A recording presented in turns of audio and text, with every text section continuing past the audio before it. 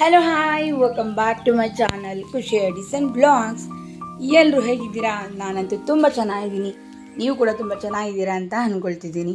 ಬನ್ನಿ ಸ್ನೇಹಿತರೆ, ಇವತ್ತು ನಾವು ಅವಲಕ್ಕಿ ಪಾಯಸ ಯಾವ ಥರ ಮಾಡೋದು ಅಂತ ನೋಡೋಣ. ಮೊದಲಿಗೆ ಸ್ಟವ್ ಹಚ್ಚೋಣ. ನಮಗೆ ನಾವು ಯಾವ ಒಂದು ಪಾತ್ರೆಯಲ್ಲಿ ಮಾಡ್ತೀವೋ ಅದೇ ಪಾತ್ರೆನ ಡೈರೆಕ್ಟಾಗಿ ಇಟ್ಕೊಳ್ಳೋಣ.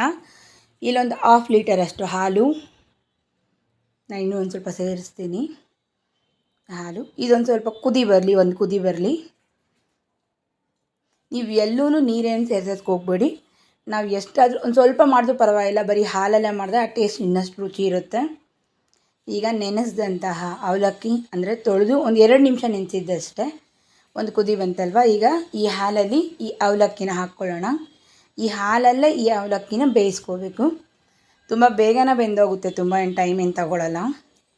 ಚೆನ್ನಾಗಿ ಇದನ್ನು ಒಂದೊಂದು ಸ್ವಲ್ಪ ಅಲ್ಲಲ್ಲಿ ಕ್ಲೀನಾಗಿ ತಳ ಅಂಟಿದೆ. ನಾವು ಇದನ್ನು ಮಿಕ್ಸ್ ಮಾಡ್ತಾನೆ ಇಡೋಣ. ನೋಡಿ, ಗೊತ್ತಾಗ್ತಿದೆ ಅಲ್ವಾ? ಚೆನ್ನಾಗಿ ಕುದಿ ಬಂತೀಗ. ಇದು ಬೆಂದಿದೆ ಆಲ್ರೆಡಿ. ನೋಡಿ, ಒಳ್ಳೆ ಅನ್ನದ ಥರ ಆಗಿದೆ. ಇದು ಬೆಂದಿದೆ ಅಲ್ವಾ? ಈಗ ನಾನು ಇಲ್ಲಿ 1 ಕಪ್ಪಷ್ಟು, ಅರ್ಧ ಕಪ್ಪಷ್ಟು ಅವಲಕ್ಕಿಗೆ ಅರ್ಧ ಕಪ್ಪಷ್ಟು ಸಕ್ಕರೆ. ಇದೊಂದು ಸ್ವಲ್ಪ ಚೆನ್ನಾಗೆಲ್ಲ ಮೆಲ್ಟ್ ಆಗಲಿ. 1 ಕಪ್ ಏನು ತೊಗೊಂಡಿಲ್ಲ, 1/2 ಕಪ್ ಅಷ್ಟೇ. ಇದಕ್ಕೆ ಮೈನ್ ಟೇಸ್ಟ್ ಏನು ಗೊತ್ತಾ? ಈ ಕಸ್ಟರ್ಡ್ ಪೌಡರ್. ನಾನಿದು ಒಂದ್ಸಲಿ ಬಾಡೂಟಕ್ಕೆ ಹೋದಾಗ ಅಲ್ಲಿ ಸ್ವೀಟ್ ಅಂತ ಈ ಅವಲಕ್ಕಿ ಪಾಯಸ ಕೊಟ್ಟಿದ್ದರು. ನಾನು ಇದನ್ನು ಯಾವ ಥರ ಮಾಡ್ತಾರೆ ಅಂತ ನನಗೆ, ಅಂದರೆ ಈ ಟೇಸ್ಟ್ ಅದೇ ಥರ ಇತ್ತಲ್ವ, ನನಗೆ ಆವಾಗ ಗೊತ್ತಾಗಲಿಲ್ಲ ಇದು ಯಾವ ಥರ ಮಾಡ್ತಾರೆ ಅಂತ. ಆಮೇಲೆ ನಾನು ಇದನ್ನು ಇದೇ ಥರ ಯೂಟ್ಯೂಬಲ್ಲಿ ಇದರಲ್ಲಿ ನೋಡಿಕೊಂಡು ಇದನ್ನು ಮಾಡಿದೆ. ಬಟ್ ರುಚಿಯಷ್ಟು ತುಂಬ ಚೆನ್ನಾಗಿತ್ತು. ಆವಾಗಿಂದ ಇದು ನನ್ನ ಫೇವ್ರೇಟ್ ಆಗೋಗಿದೆ. ಈ ಕಸ್ಟರ್ಡ್ ಪೌಡರ್ 1 ಸ್ಪೂನಷ್ಟು ತೊಗೊಂಡು ಇಲ್ಲಿ ಹಾಲಲ್ಲಿ ಮಿಕ್ಸ್ ಮಾಡಿಬಿಟ್ಟು ಈ ಕುದೀತಾ ಇರುವಂತಹ ಅವಲಕ್ಕಿ ಪಾಯಸಕ್ಕೆ ಇದನ್ನು ಸೇರಿಸ್ಕೊಳ್ಳೋಣ. ಇದನ್ನು ಹಾಕಿದ್ಮೇಲೆ 1 ನಿಮಿಷ ಅಷ್ಟೇ ಸ್ಟವ್ವು ಆಫ್ ಮಾಡಿಬಿಡಿ. ಇಲ್ಲ ಅಂತಂದರೆ ಇದೇನಾಗುತ್ತೆ ಅಂದರೆ ಈ ಒಂದು ಥಿಕ್ನೆಸ್ ತುಂಬ ಗಟ್ಟಿ ಆಗೋಗ್ಬಿಡುತ್ತೆ. ಸೊ ಹಾಗಾಗಿ ಅಂದರೆ ತುಂಬ ಬೇಗ ಕನ್ಸಿಸ್ಟೆನ್ಸಿ ಗೊತ್ತಾಗುತ್ತೆ ನಮಗೆ. ಈಗ ಇವಾಗ ಗೋಡಂಬಿ ದ್ರಾಕ್ಷಿ ಎಲ್ಲ ಒಂದು ಒಗ್ಗರಣೆ ಕೊಟ್ಕೊಳ್ಳೋಣ. ನೋಡಿ, ಈ ಥರ ಎಲ್ಲ ಒಗ್ಗರಣೆ ಕೊಟ್ಕೊಳ್ಳೋಣ. ತುಪ್ಪ ಮೆಲ್ಟ್ ಆಗಿದೆ. ಈಗ ಗೋಡಂಬಿ ಸೇರಿಸ್ತೀನಿ. ಹಾಗೆಯೇ ಇದನ್ನೊಂದು ಸ್ವಲ್ಪ ಲೈಟಾಗಿ ಫ್ರೈ ಮಾಡ್ಕೊಳ್ಳೋಣ.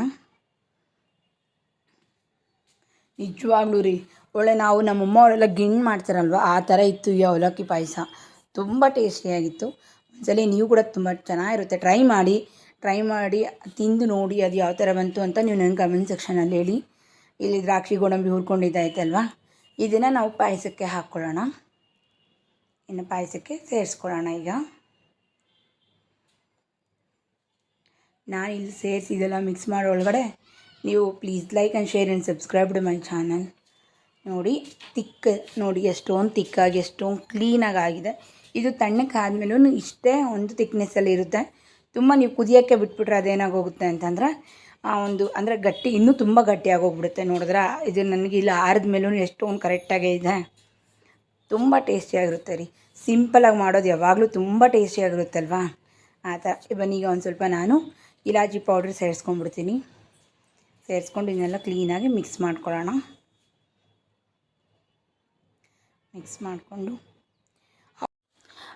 ಮಾಡ್ಕೊಂಡು ಇನ್ನು ಸರ್ವ್ ಮಾಡ್ಕೊಳ್ಳೋದಷ್ಟೇ.